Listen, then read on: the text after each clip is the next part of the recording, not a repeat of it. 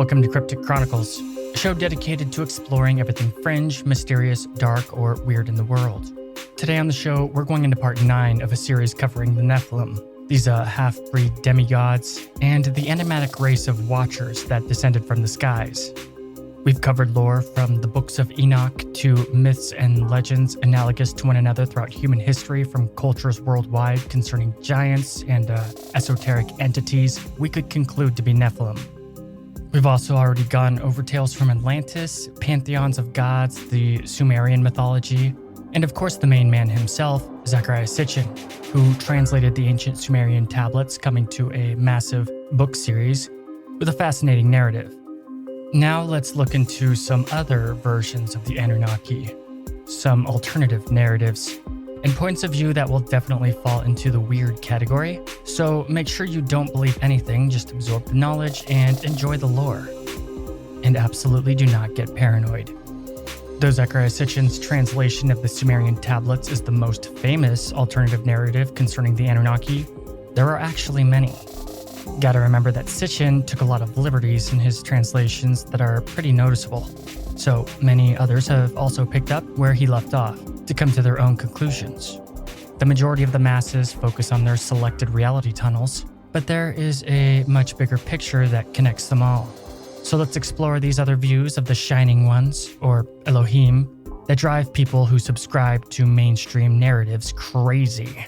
Because it's time to get weird. I'm your host, Tim Hacker, and you're listening to Cryptic Chronicles.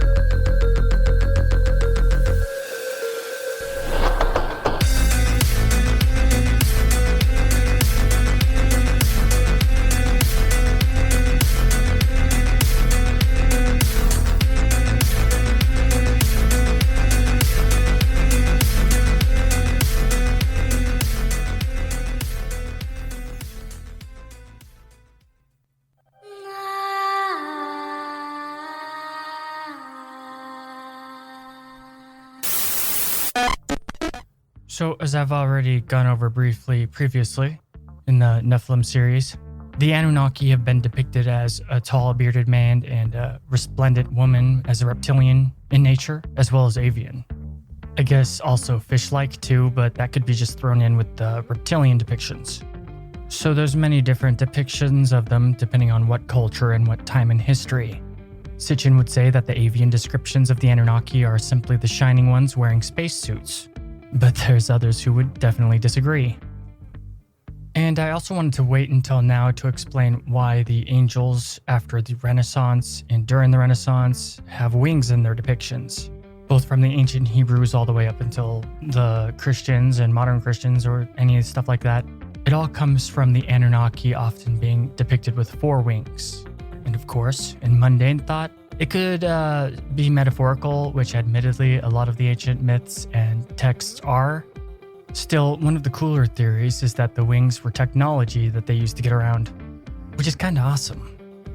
In any case, these Anunnaki are angels basically, before they were absorbed by other cultures who put their own spin on them, I guess. So there's many different ways to look at the Anunnaki other than just the giant bearded people with amazing hats. And many of these ancient depictions get pretty bizarre and psychedelic. Like the fish people are also depicted as having bird heads sometimes. And then there's also bird people just straight up hanging out with the fish people. But who are these scaly beings? Well, these are the Apkallu in Akkadian and Abgal in Sumerian.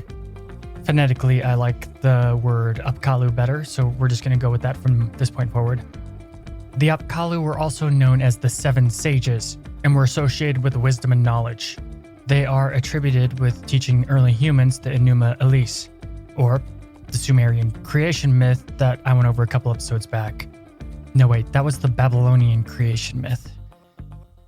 I can't really remember right now, but I don't think that we have to go fact check because the Babylonian creation myth was based on the Sumerian creation myth, so we're in the same ballpark. People like to consider them Nephilim because of their sometimes wicked actions, as well as being around before the cataclysm, the Great Flood. The Apkallu had supernatural abilities, and for the most part, were considered to be good, even able to protect humans from evil spirits and stuff like that, but they did do messed up stuff sometimes too. In the myths Enki and the World Order, Enki even refers to them as priests. Priests of what though? These semi-divine demigod heroes were men of renown and very formidable, and it looks like according to myth, they were doomed to die in the flood for their actions, and not even considered to be warned or saved before the rest of the Anunnaki fled from the earth, though they did survive. Now, these entities could choose how they appear in the minds of others. They weren't really bound to the same rules of matter that us humans are, but the most important thing to remember is the scales. They are scaled or avian in their natural forms. The Apkallu had knowledge of the Tree of Life and Tree of Knowledge from Sumerian tradition that was later adopted by other ancient cultures, like in the depictions of art, the little pouch that they carry around. If you look at the old Sumerian, Babylonian, Akkadian art, they often have these weird purse things. It's like a little handbag in the wall art. It contains fruit that they'd pick from the Tree of Life and carry around with them, metaphorically, I believe. But it's sometimes a pine cone and sometimes a fruit, but it's symbolic for life and awakening, and some modern New Age type people think that it's metaphorically like representations of the pineal gland. But the Tree of Life pieces were thought to be able to extend life, give everlasting life, though spiritually, not physically. Like when you die, you keep your consciousness, but not your body. And wake people up to higher consciousness like the gods. And as I said in prior episodes in this Nephilim series, all ancient civilizations have a flood myth. And in many of those flood myths, there are many similarities, such as the legend of the 7 sages, which apparently even Thoth was one in this lore. Man, Thoth gets around. We've ran into him like half a dozen times now or something. But also remember that Thoth is depicted in Egypt as having a crane head, and these things were shapeshifters, so that's kind of cool. But these 7 sages myths are in Sumeria, Egypt, Mesoamerica, Greece, you name it. And all the myths, they come from the sea after the Great Flood to teach humans civilization and the primordial religion of the sun, which actually isn't about the sun as in the sun in space at all, more so the light or source, very similar to Egyptian spiritualism and occult teachings. And in all the myths, they teach humans a lot that they lost after the flood and kind of help jumpstart civilization and religion. But then again, the Apkallu are also associated with Sumerian gods in some instances. And, well, it wouldn't be mythology if it didn't contradict other interpretations, now would it? There's depictions of regular Anunnaki appearing as bird-like humanoids and scaled humanoids, as well as straight-up sphinxes, as famous from Egypt. Though according to Sitchin, these depictions of human-animal hybrids and sphinxes in Sumerian wall carvings and statues were actually just sentient creations that were created from Enki and Ninma's experiments to create the perfect human slave force. These hybrids were fully conscious and lived for thousands of years walking among the Shining Ones. But my intention here is to just give you some early reptilian lore untouched by conspiracy theorists. Because according to some circles, the Anunnaki are reptilians, or at least a part of the reptilian Draco Empire, or they are mixed with reptilian DNA, and with all the serpent symbolism found within the factions of the Anunnaki and ancient depictions of them being scaled and bird-like, it's no wonder that many have come to that conclusion. I know this is all confusing, and I seem to give a different paradigm in every episode of this series, but the confusing nature of the Anunnaki is all part of the fun. Here's a passage talking about this constant change from the book Anunnaki, Evolution of the Gods. Sometimes the same Anunnaki had varying names as he or she ages, as when Ea of the planet Nibiru became Enki in Iraq. Sometimes he gets a different name in a different place, as when Enki becomes Ptah in Egypt, or the Peacemaker in North America, Shiva in India, Prometheus in Greece, Aquarius in Rome, and later Lucifer in Northern Europe. God figures are merged and combined in various cultures, and in the works of various scholars. Thus, for researcher Glenn Boog, Enki is Jesus, and for some unions, Enki becomes an archetype of the Messiah. Whatever the moniker, Enki and the other Anunnaki were people, not all-knowing, all good, all powerful. None of them are what the Anunnaki call the creator of all. Native Americans call Great Spirit. Thanks, Anubis. You are welcome, Chronicler. I'm gonna need your help later too, so please stick around. Moving past the Apkallu, we're gonna move on to the Finfolk, or Fishfolk, who also come from the sea and Irish myth. They shapeshift just like the Apkallu, but also abduct humans on a regular basis, and possess seemingly supernatural powers, including the ability to teleport their boats and the like from one coast to another in just a few strokes. And a lot of the lore we've covered is humans confusing technology with magic or the power of the gods in like the ancient alien paradigm. However, the Finfolk all live in a giant underwater city called Finfolkahim. Although instead of bringing knowledge, the Finfolk are mostly dicks. Speculation is they could be remnants of Atlantis, or even genetic experiments that escaped somehow in the early Anunnaki experiments, to even being aliens themselves. And next up we have the Ogdode, the Agoda, that are known in Egypt, who are also called the Infinites and are celestial rulers of a cosmic age. The depictions of these entities are usually reptilian, but have also been frog-like in nature, in some cases called the Old Ones. The Ogdode are considered to be older than Egyptian spiritual beliefs as we'd understand them, coming from a time before the unity of Egypt and the coming of the gods, and are directly thought to have had a hand in the creation of humanity. In fact, the Ogdode are older than the formation of the planet itself. There were 8 of them, which is odd considering the usual number 7 in ancient god lore, the 7 or 12 being holy. However, the number 8 is important too because it's symbolic for eternity and is a holy symbol in many mystery traditions. Though in Gnosticism, they have no physical representation at all, since things that are infinite cannot exist in the material realm. By law, all things are subject to entropy, and if something is infinite, then it can't exist under entropy. But this number 8 is very important across all of their mythology, with the number 8 also analogous to yin and yang, Taoism, and the 8 trigrams of the I Ching. So the Ogdode are essentially forces of nature and the universe itself that has a sentience to a degree, in these slivers of cosmic entities. To Egyptians, they each ruled an aspect of the cosmos and balanced one another out, like air, watcher, fire, light, time, ether, etc. They also appear, as I've already said, in Gnostic beliefs, though mainly in name, and inhabit the planetary spheres between the planes of existence, though are not the Olympian archetypes. And in Egyptian lore, they helped give birth to the light, giving form to the material universe with Ra as the symbol of that cosmic energy. Though outside of Egyptian lore and the lore from the ancient world, they are mostly amorphous and never really depicted with any physical form. The later Egyptians would alter the Ogdode to better suit their evolving spiritual beliefs, but this indeed may be one of the oldest reptilian god myths out there. And to some researchers, there is a connection of the Anunnaki and the supposed reptilian race of aliens that many conspiracy theorists say walk among us. And of course, these reptilians are supposed to be shapeshifters.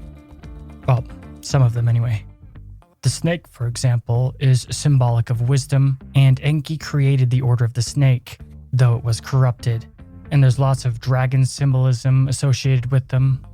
In cuneiform, the ancient Sumerian language, written language, the word Sur was used to describe them often, which translates to dragon or big serpent. As I've said in earlier episodes, Ninmah, the mother of humanity, has been depicted as reptilian in nature, especially in Eden when giving humans higher consciousness and then getting kicked out.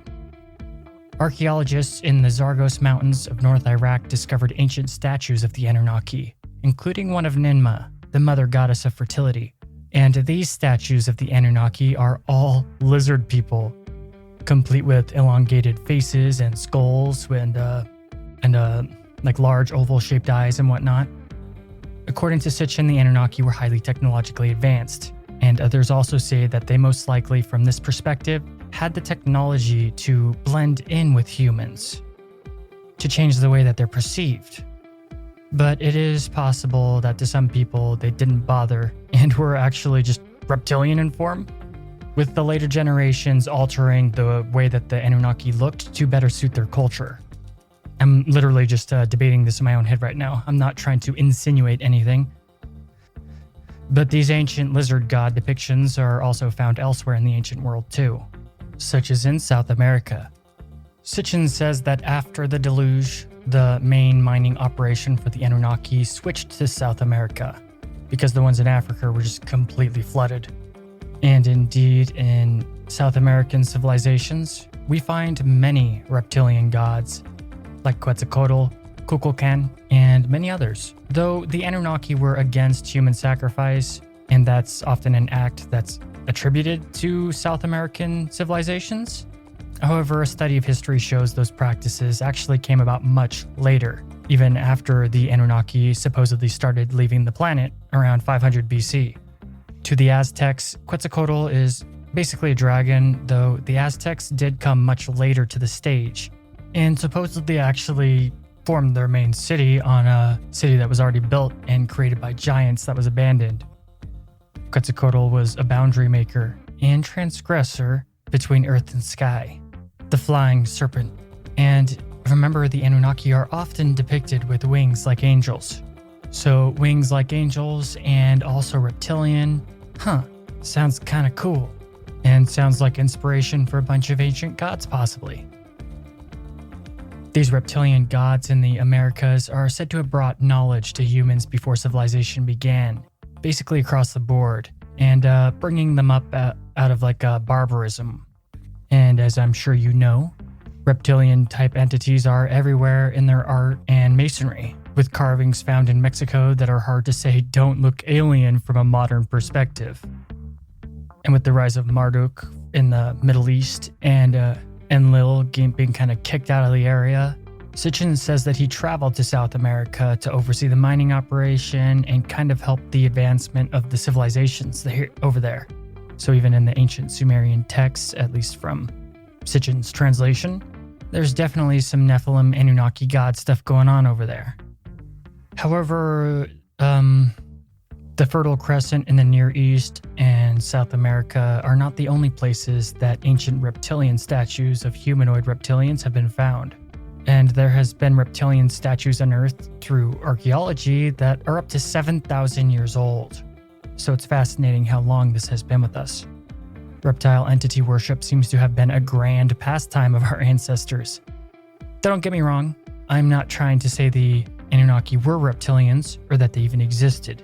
Just that there is alternative lore surrounding them than the Sitchin crowd.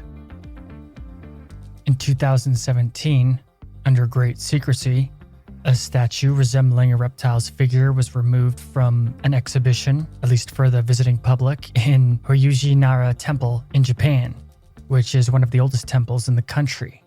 It's literally like a humanoid human reptile hybrid. And just why the statue was removed and where it is currently is unknown, and government officials refuse to comment on the matter. But Japan is home to many anomalies, including the pyramid-like Yonaguni monument structures found under the ocean in an area called the Dragon's Triangle. But Japanese legends do tell of a reptilian race that once inhabited the island. Their ancient history also is rooted in the lore of the Dragon King, who lived underwater and whose descendants became the rulers of Japan. The Japanese language is an island unto itself and is not related to Korean or Chinese and is extremely unique phonetically. In linguistic anthropology, it's definitely an anomaly that seems to be completely unique and not really associated with any other languages on the planet, which is bizarre. And then there's the mysterious ancient Dogu, who are beyond ancient as well, up to 10,000 years old, with little ancient figurines found pretty en masse. Like, there's a lot of them. I don't know the exact number, but there's a decent amount. But these ancient Dogu figures look like spacemen. Like, by that I mean similar to like NASA astronaut spacesuits to a degree. And there's some people who have associated these Dogu figures with the Agigi from Sumerian lore. African folklore mentions a race of reptilians that were supposedly controlling the earth thousands of years ago as well, the Chitauri. The reptilian race is known to have educated native Africans to mine gold for them. Statues of these reptilians also go back 8,000 years plus. But these statues are found everywhere in the ancient world, including China, Africa, India, you name it. The dynasties of the dragon emperors seem eerily similar to the Nephilim lore I've already covered. Anyway, we'll be right back after a quick break. You're listening to Cryptic Chronicles.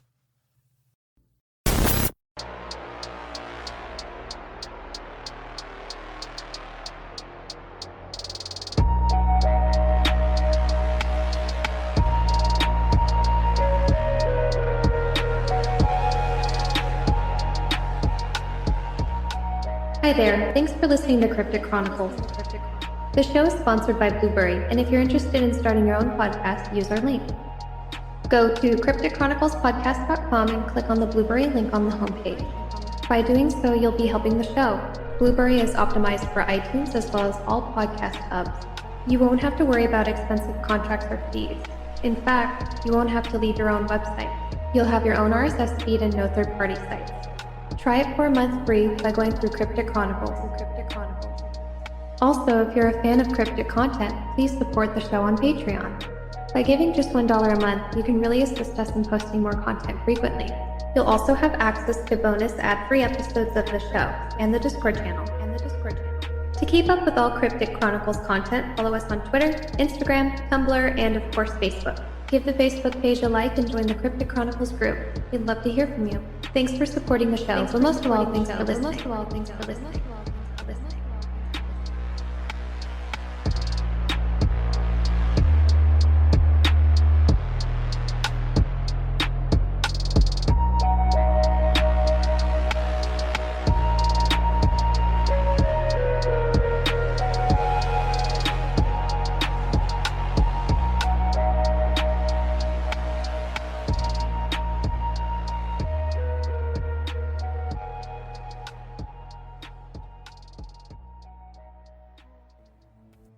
I've already talked about the Dogon people before, whom upon their discovery had insane knowledge about astronomy for being like a wild tribe out in the middle of nowhere. But even more interesting is that they had legends of scaled aliens named the Nomo, who came from the stars to teach them knowledge in their myth. Astronomical knowledge that was actually more advanced than the modern world at the time concerning the stars. Their knowledge was later proven as fact by mainstream science. But the Nomo legends also spanned other cultures, including the Aborigines of Australia. Nomo are ugly too, by the way. And if you saw one, you would probably be really freaked out. They're very, very alien looking, though benevolent. Think of the fish dude from Hellboy, basically humanoid amphibians like the first Egyptian gods, the Eternals, aka Ogdode. The word Nomo comes from the Dogo language meaning to make one drink, but are also known as the Great Teachers. Representations of them are found at Göbekli Tepe in Hawaii and tons of other civilizations. They may not be called Nomo, but are extremely similar. In some more recent ET lore from the Starseed community, the Nomo are said to have warred with the Anunnaki. And the Anunnaki can only alter things that already exist, whereas the Nomo can actually create new life wholesale. The Nomo are also said to be responsible for creating a form of humans, and even tried to make it so their own consciousness could manifest in them, but that experiment failed. And the Ubaid figures of reptilian gods have also been attributed to the Nomo. But I'm sure you see the similarities here to the Seven Sages from Sumerian lore, with this theme of scaled people who came from the ocean, though they are missing the shape-shifting ability. Or are they? These lizard-like gods are found all throughout South America, Africa, the entire Asian continent, wherever. It's found everywhere in ancient cultures worldwide. And in Hindu society, we have the Naga, a race of serpent-like humanoids. They are semi-divine and live under the ground for the most part. One of their underground cities, Pitala, is said to be a place of great power, and only certain spiritually pure humans can make contact with it. What's also interesting to note is the existence of, quote-unquote, the Ancient Ones, translated from the Sumerian tablets that Sitchin doesn't really cover.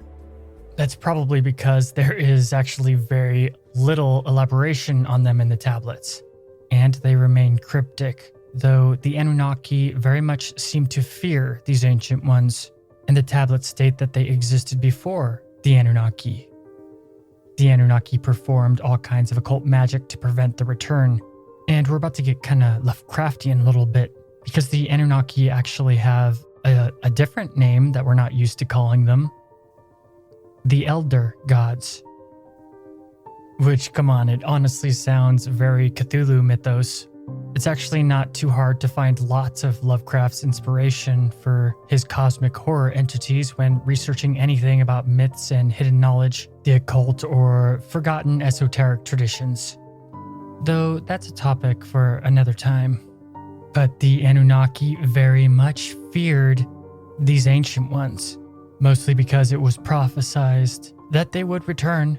The Ancient Ones were most likely to attack the Anunnaki, and more than likely they saw it as inevitable, their fate, their destiny, though a destiny that could be slowed in its fruition. So the Elder Gods went out of their way to create barriers to their return through esoteric means, because I guess that was the only way to fight them. The Anunnaki described the Ancient Ones as, quote, crawling chaos, and that they are responsible for unspeakable horror.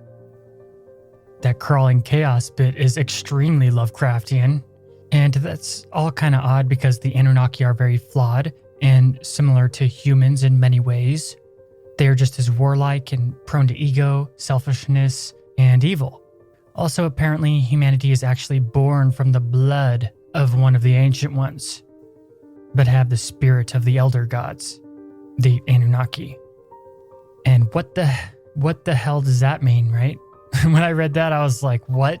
And they do not elaborate, so yeah, question marks. The tablets state that humanity's heart goes to the Ancient Ones, but our minds turn towards the Elder Gods, which sounds super nuts and puzzling. And no wonder people have translated tons of meaning from these weird cryptic statements. But I don't really think I have to look too far for reference because in the Babylonian creation myth, humans are created from the blood of Kingu, the champion of Tiamat, and her chosen king. Well, after the death of her original mate. But Tiamat is one of the first of two original gods born of the primordial chaotic waters. Whatever that is, space, I assume.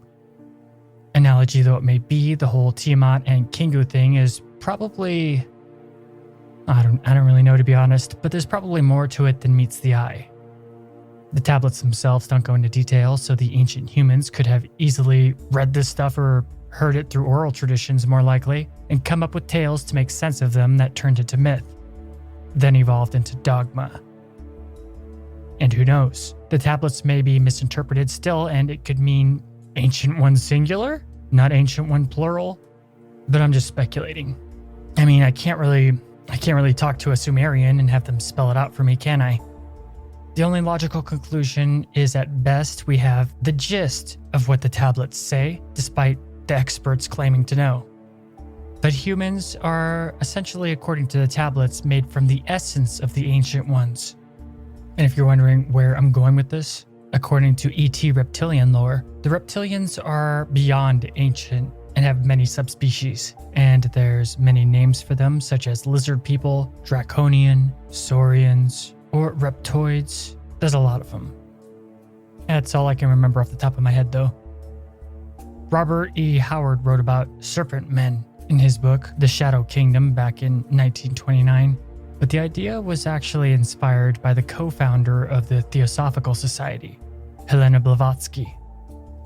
Blavatsky's book, The Secret Doctrine, talks about dragon men and the possibility that they'd been in ancient legendary cities like Lemuria. These dragon men greatly influenced the civilization of Lemuria, and it is because of their rampant use of black magic that brought about the end of the civilization.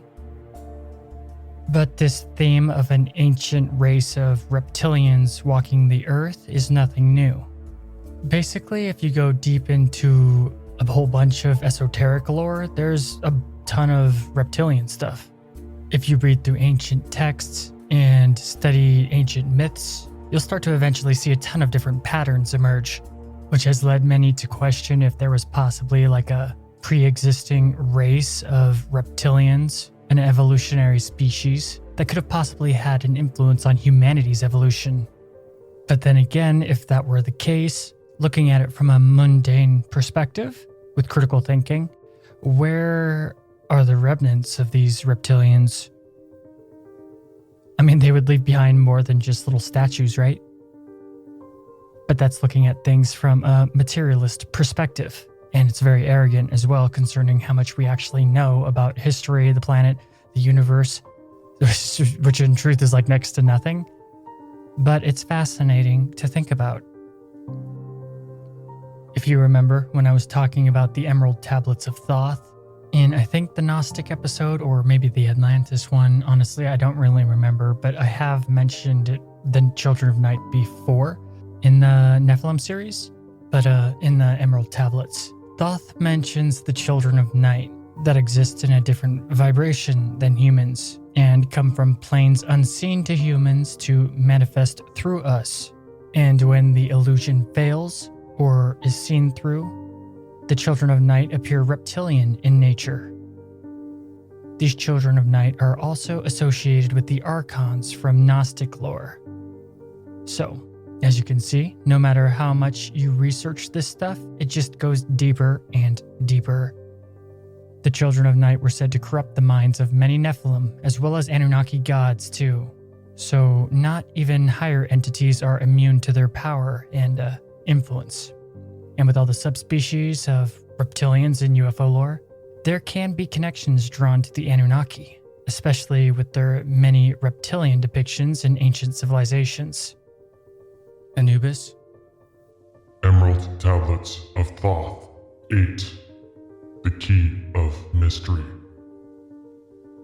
In the form of man they amongst us, but only to sight were they as men, serpent-headed when the glamour was lifted, but appearing to man as men among men, crept they into the councils, taking forms that were like unto men, slaying by their arts the chiefs of the kingdoms, taking their form and ruling over men.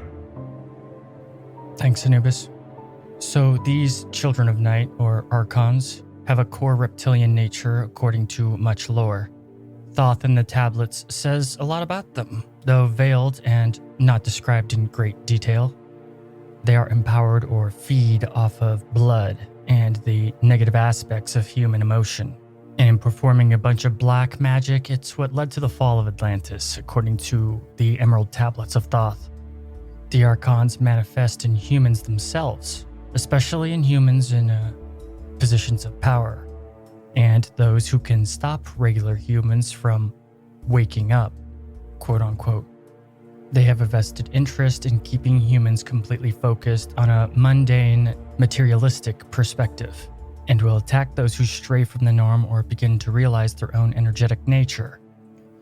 People interested in the metaphysical or spiritually orientated often get assaulted by Archons through the manifestation in those around them by being a host of their manifestation without that person ever knowing it.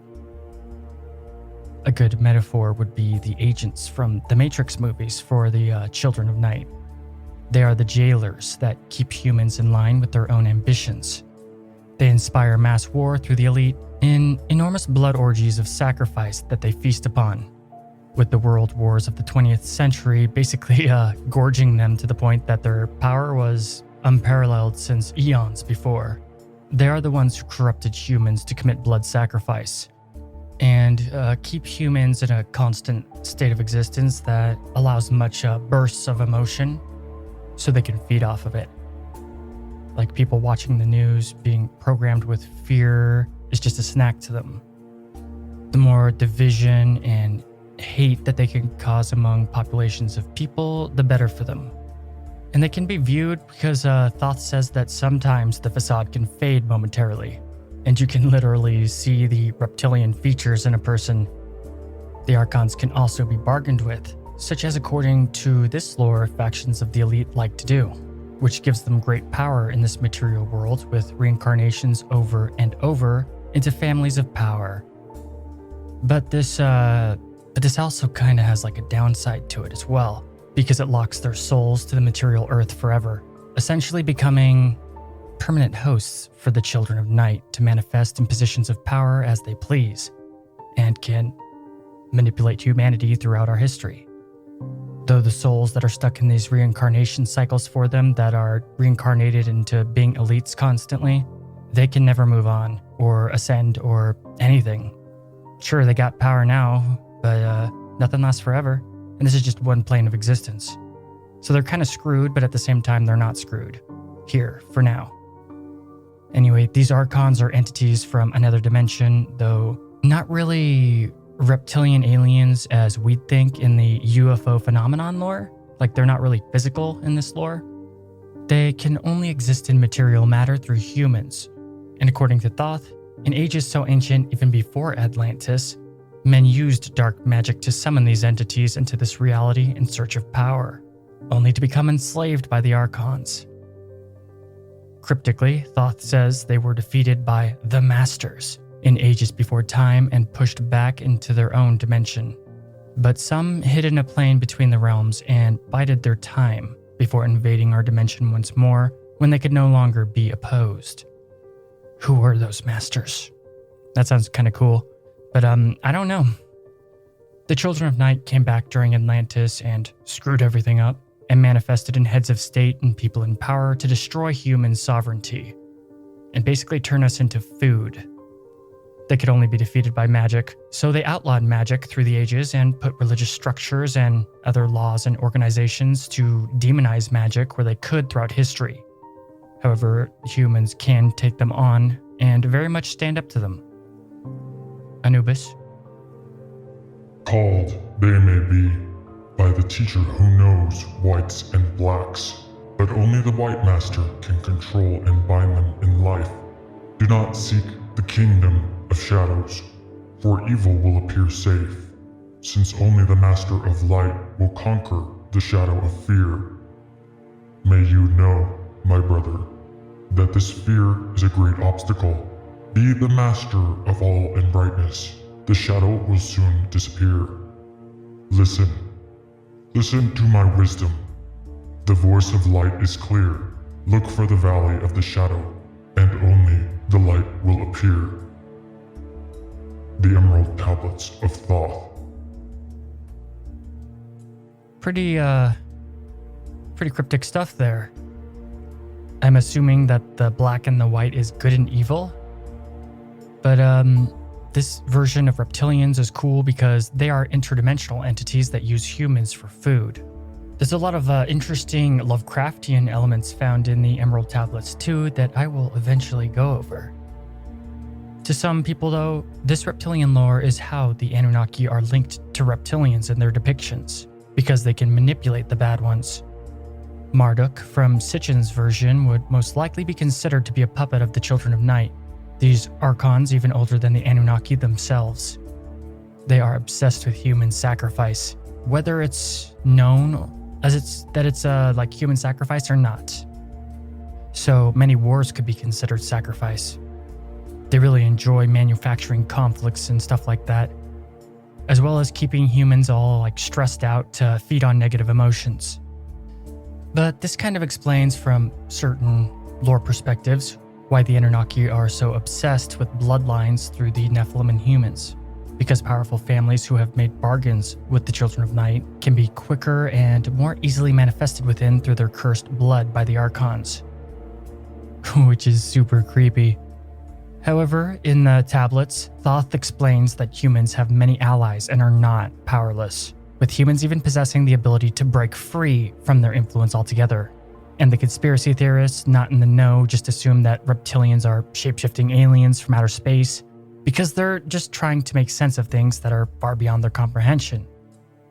At least according to this lore. Don't forget, none of this is my opinion, or I'm not trying to make you believe anything. This is just lore I'm covering, and that's all it should be taken as. So don't get paranoid. But if you're interested in Thoth's word that can reveal a child of night possessing someone, you have to vibrate your voice as you say, kin and again. And you should be able to see the reptilian visage if somebody is being influenced or possessed by one. Thoth warns that these reptilian entities can masquerade as beings of light and whatnot, and that they are easy to follow because they seem like the true good path, yet are steeped in darkness and servitude. So be careful who you follow, according to this lore, because they often masquerade behind a shield of false virtue, pretending to be good guys, but, you know the old saying, by their fruit you shall know them. That's usually not the case or outcome. But essentially this version of the reptilians feed on energy from another vibration, another dimension, and corrupted many of the Anunnaki gods and humanity as well over the eons. And it looks like it's time for a break, so I'll be right back. Don't go anywhere. You're listening to Cryptic Chronicles.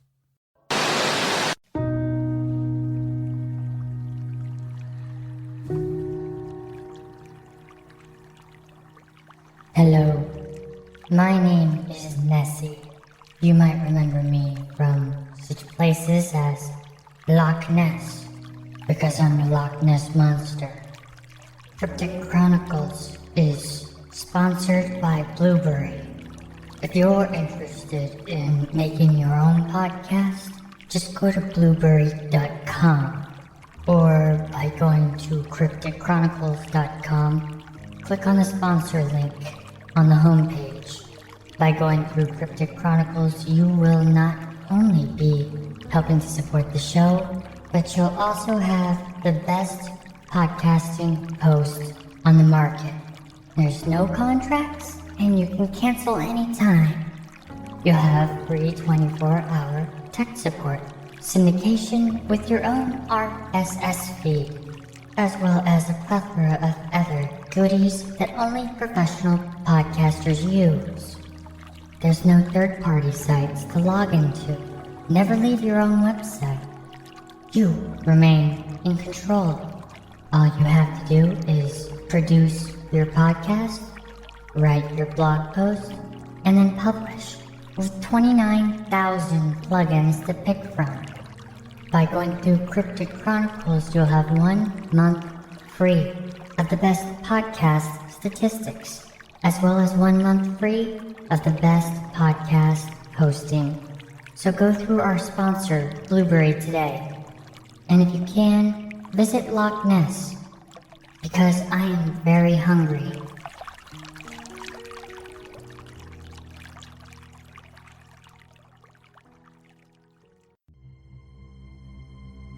Hello, dear listener. Have you ever had a paranormal experience? A spiritual or esoteric experience? Have you ever seen a UFO or something that you could not explain? Have you ever witnessed anomalous activity that defies reality? Have you ever experienced unexplained mysteries of existence? If you have your own cryptic tale and would like to have it shared on the podcast, then call 1-800-757-6049 and leave a message of your experience. If it's what Cryptic Chronicles is all about, then it will be shared on the show. Just make sure you thought about what you will say ahead of time, and give a clear and concise account. Also make sure to leave your name, where you're from, or any information that will assist in making a clear picture to portray to listeners of Cryptic Chronicles. Once again, call 1-800-757-6049. That's 1-800-757-6049. We look forward to hearing from you.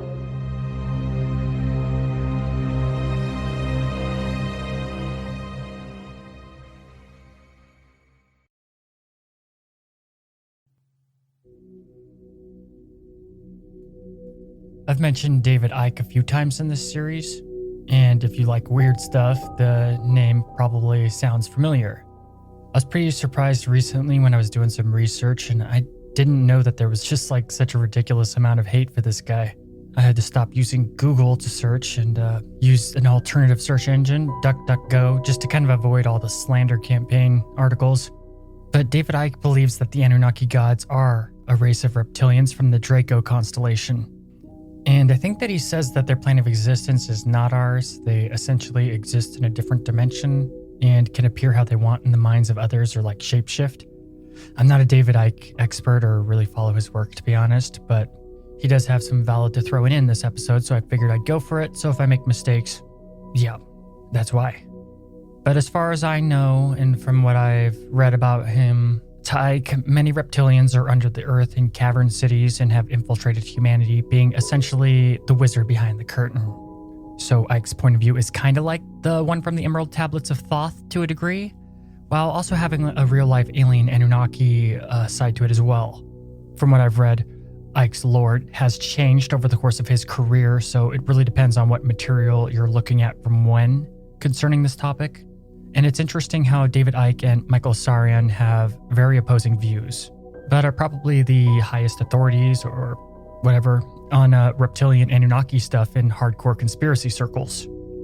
But those are polarities that we don't allow ourselves to be manipulated into at Cryptic Chronicles and my incredibly intelligent and wise listeners.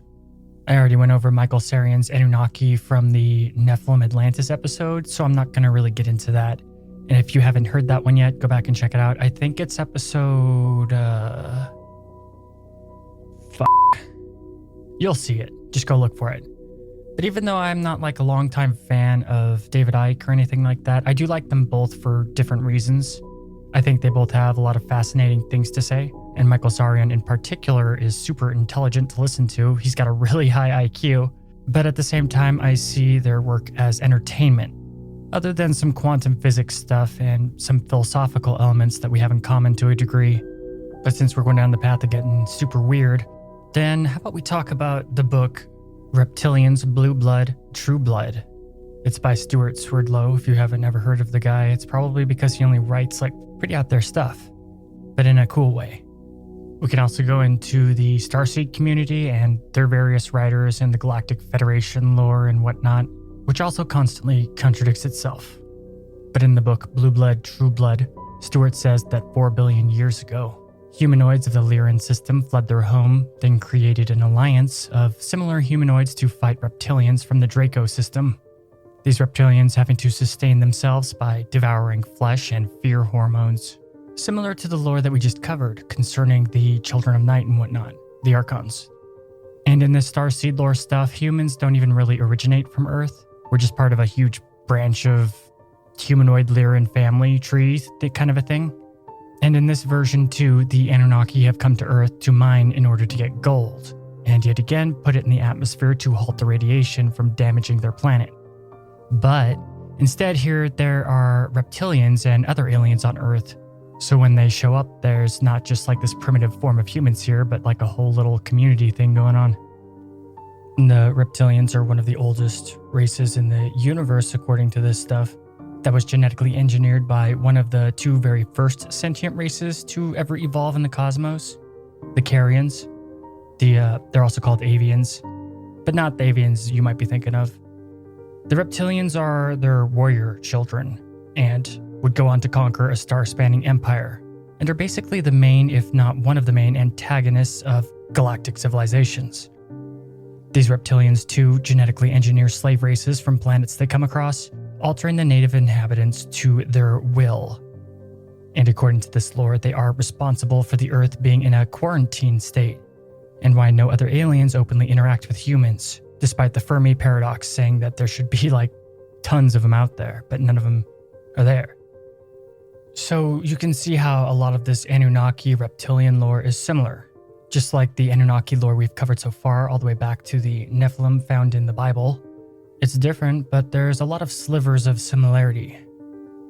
I gotta be honest, it's kind of a guilty pleasure for me to research Starseed stuff and the Galactic Federation lore, though I just enjoyed at face value. The fascination really began when someone from those circles told me that I was an Arcturian starseed. It was at Mount Shasta with I wasn't doing anything weird or anything, but I was around some spiritual type hippie people who are into this kind of stuff. They were cool people, I'm not dissing on them, but I was all like, what the hell is that? And what's an Arcturian? But they were convinced that I was an Arcturian starseed. I didn't really know what it was or believe in that kind of stuff, but that's when I looked into it to seriously start researching it and whatnot. And it turned out to be a compliment, which is pretty cool. It wasn't the first time that someone told me something like that.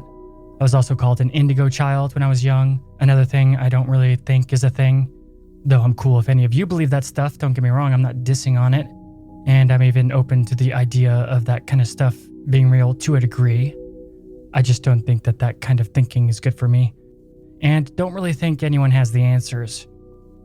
Also, with all my research on perception and the nature of consciousness, as well as confirmation bias and knowledge filtration, and how it really dampers people's ability to view things and kind of imprisons them in these oppressive reality tunnels because their subconscious only allows certain things through, I like to keep my ability to process knowledge accurate and sharp, and just as unbiased as I can make it humanly possible, I guess.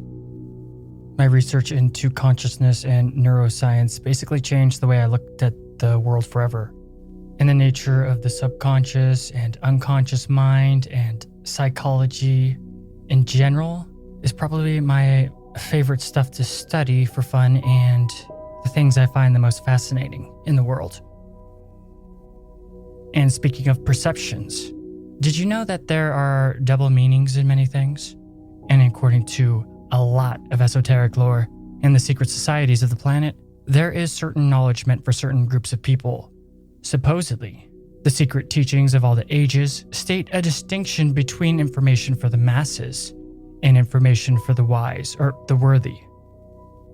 Allegedly, from this point of view, one of the most important things to know concerning ancient texts is the difference between exoteric and esoteric.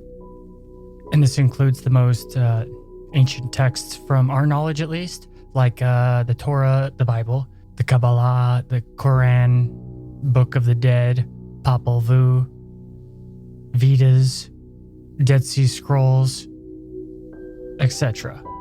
They all have similarities.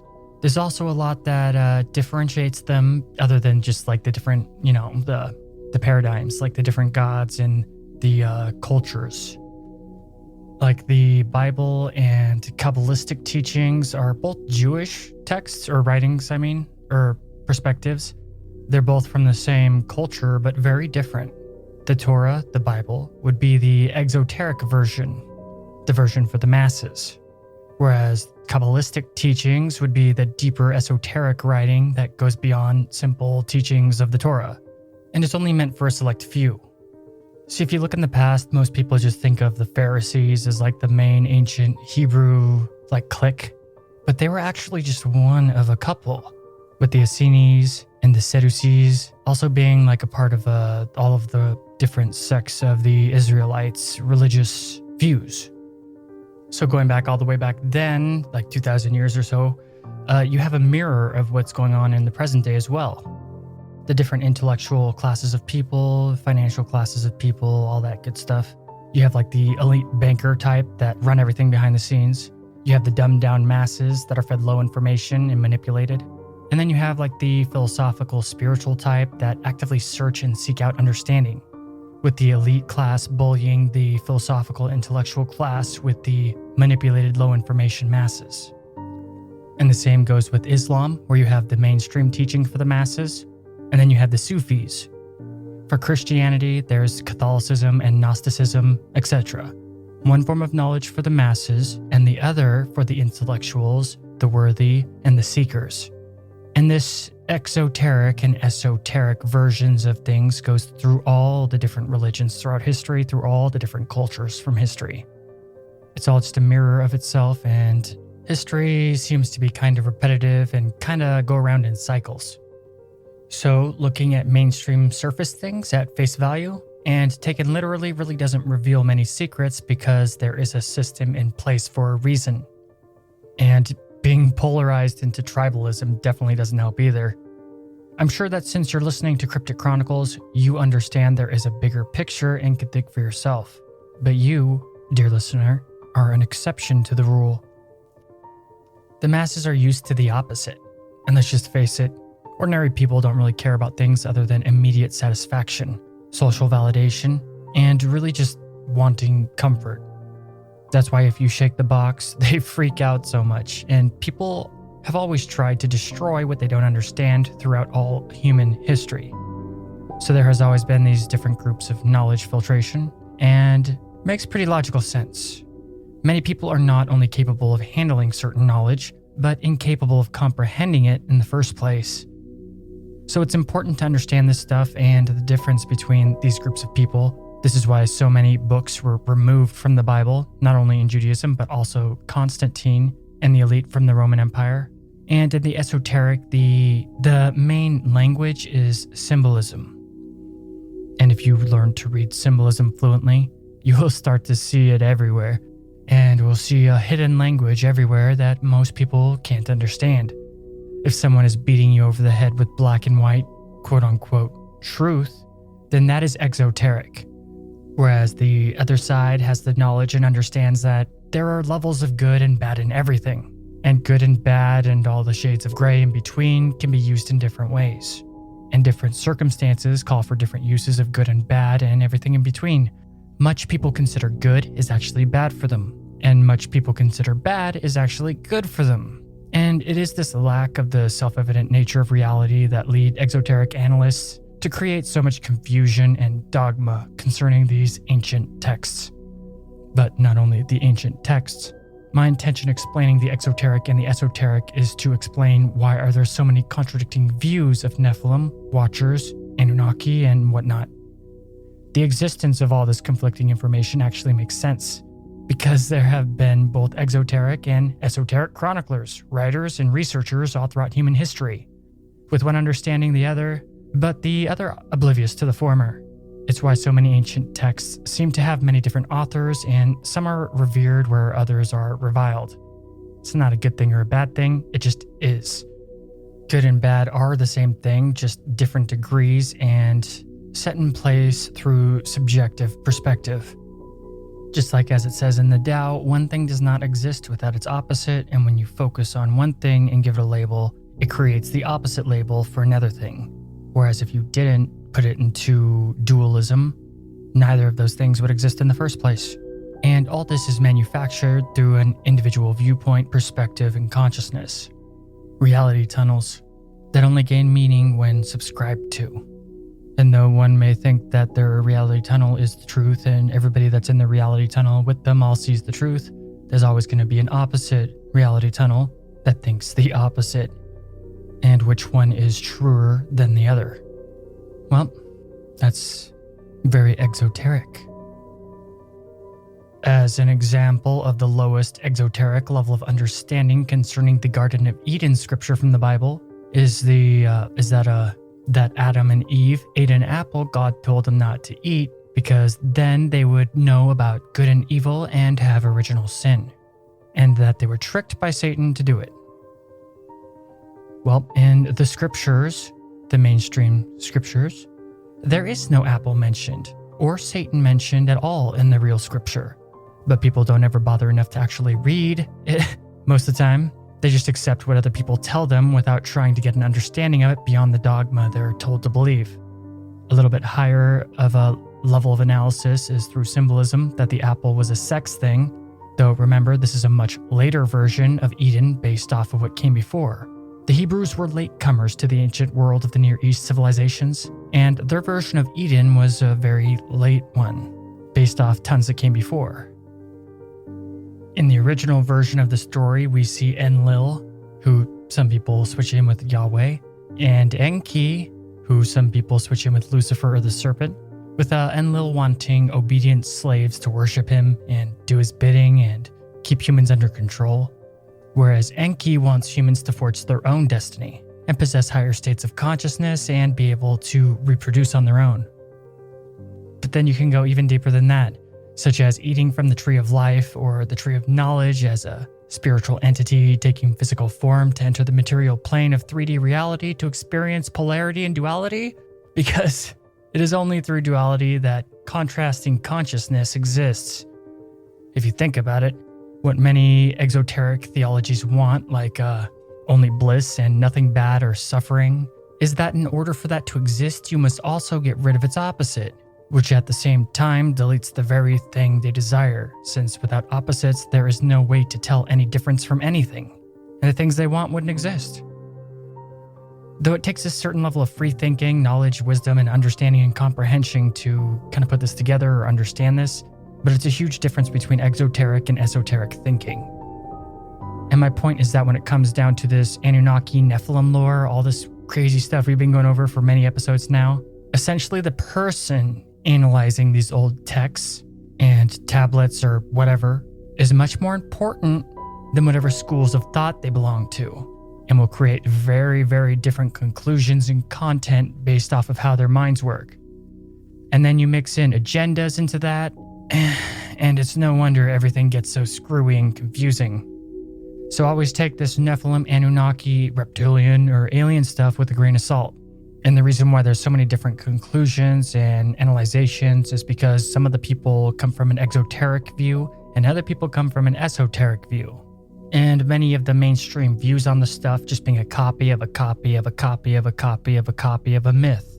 Each time going down the lane, just switched and altered to suit the ideologies and needs of the new and growing culture.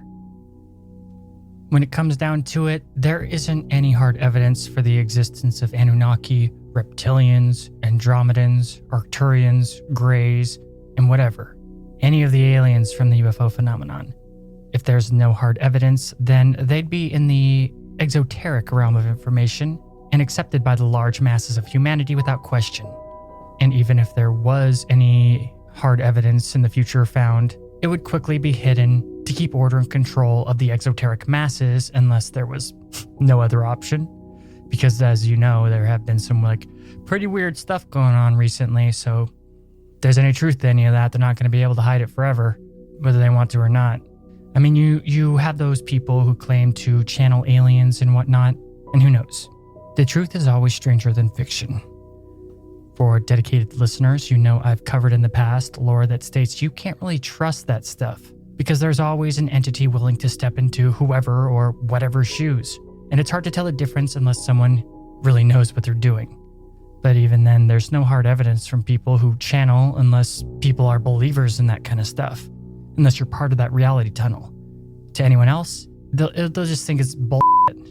It would take a massive paradigm shift of the masses as a whole to believe that kind of stuff, and they'd need hard exoteric evidence. Well, evidence they think is hard evidence, at least. The world is a stage, after all, and we all gotta play our parts. Don't misunderstand me, though. I'm not telling you not to believe in stuff concerning the Nephilim, the Watchers, Reptilians, or Anunnaki or whatever, but I'm not telling you to believe in it either. Scientifically speaking, and I mean real science, not scientism, it is probable that our genes could have been tampered with concerning the missing link in our genetic leap that should have taken millions of years according to our understanding of biology. It's a lot of anomalies. And if you know anything about psychology and the research into genetic memory, or the famed psychoanalyst Carl Jung, there's a subconscious connection to our ancestors and the collective unconscious as a whole. Could these beings that supposedly tampered with us, with humans, according to all the lore I've covered, could they be physical beings or spiritual entities? Well, there's a conflict of opinions. But there's also an aspect rarely talked about concerning the nature of human consciousness from certain circles, and that's the archetypes of the collective unconscious, a school of thought not necessarily unique to Carl Jung, but the term was definitely coined by him. And these archetypes are shared in the subconscious of all humans, and can be seen as analogous to the gods of myth that influenced us through our mental nature. The metaphysical version of Anunnaki influence relies on this theory. And as I've stated, thoughts have the power to change DNA. So there is always the possibility whenever the gods are interacting with humans, it is through their very consciousness and not through physical contact or stuff like that. but by spiritual, supernatural means through our psyches. Me, myself, what do I think, you might be wondering? Well, with so many similar stories of ancients telling of beings descending from the stars to influence beyond ancient humans, well, there's something there. But from an intellectual, analytical point of view, yeah, there's definitely some slivers of truth somewhere inside all that contradicting lore. Now, I don't claim to know what the truth is. I don't know what the truth is, not even in the slightest.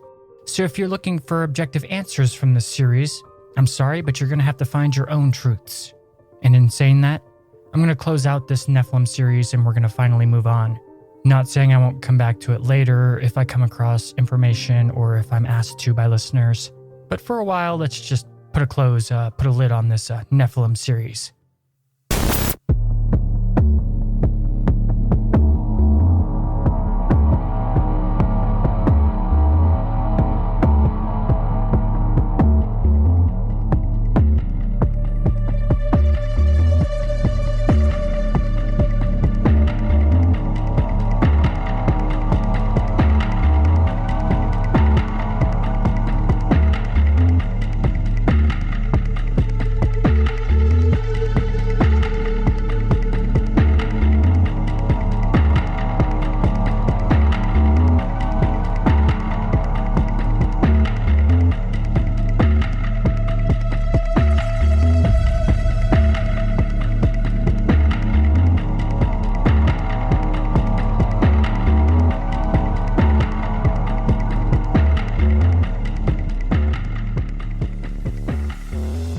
That's all for today's episode. Cryptic Chronicles is available on iTunes, Spreaker, Podbean, Google Podcasts, and basically all podcast hubs. Just look for us and we'll be there. Wherever you listen to this, please leave a good review because it really helps to grow the show and expand the show and get new listeners and whatnot, and I'd really appreciate it. I hope that I've earned that from you. More support for the show means more grandiose content more consistently. You can find us on YouTube as well as a bunch of alternative tech sites, BitChute, Rumble, Dailymotion, Vimeo. If you can spare just like $1 a month, please support us on Patreon. I put all the money towards that to basically just keep the show running and getting newer and more techie stuff. I really appreciate it, and you also get just like stuff early. You get like the episodes 2 weeks or more, 3 weeks sometimes early, and you also don't have to listen to any ads. It's completely just ad-free, goes out early, and I completely uncensor it. I don't cut it down, I don't alter it in any way really. It's like, yeah, like I just said, it's almost a month before anybody else gets anything. I'm also a video creator. I really enjoy being creative and making videos, so you'll get all of my YouTube videos early as well, other than the SCP ones, because that's a Buttons thing. He's the one who figures those out for me and tells me what to research and what to do. I mean, I write them and do all the work, but he's the one who's behind the curtain, kind of pulling strings on that. But yeah, just join us on Patreon. You'll be able to, in the future, like pick what topics I cover. If you do $5 or more, like there's different tiers, you can also choose subjects and whatnot that I'll cover for you. You can also even come on the show. So if you really like Cryptic Chronicles, go ahead and just check it out, and I would really appreciate it. Just go to crypticchronicles.com, look at the top, it'll say Chronicler's Vault, click on it, click on the Patreon link. There you go. You'll be at Patreon. I'd like to say thank you to my newest patron, Adrienne. Thank you, Adrienne. It means a lot to me. And I'd like to thank the rest of my patrons, John, Celestial Weavers, Alien X, Lorna Grubb, Paul, Linda Gonzalez, Angie Allen, and Ashley. Make sure you leave a comment wherever you're listening to Cryptic Chronicles. Let me look at a couple of comments here. This is from Raven Roulette. The Holy Bible is much more mysterious, enlightening, and adventurous in its non-fiction. Okay. People are being dicks in this one. Like, not only, well, I mean, that's fine. People can say whatever they want, but like, they're talking to each other and stuff. Not pointed at me. Anyway, let's go somewhere else maybe, to a different thingy. This is from F.J. Thomas. I'll have to get a chance to listen to this. Just started reading the Book of Enoch. Fascinating from a faith standpoint especially. Yeah, Thomas, the Book of Enoch is extremely fascinating. Alright, let's bring this to an end, though. Thank you for supporting Cryptic Chronicles, but most of all, thanks for listening. And as one of the wisest people in the history of stuff once said, Whoever is delighted in solitude is either a wild beast or a god.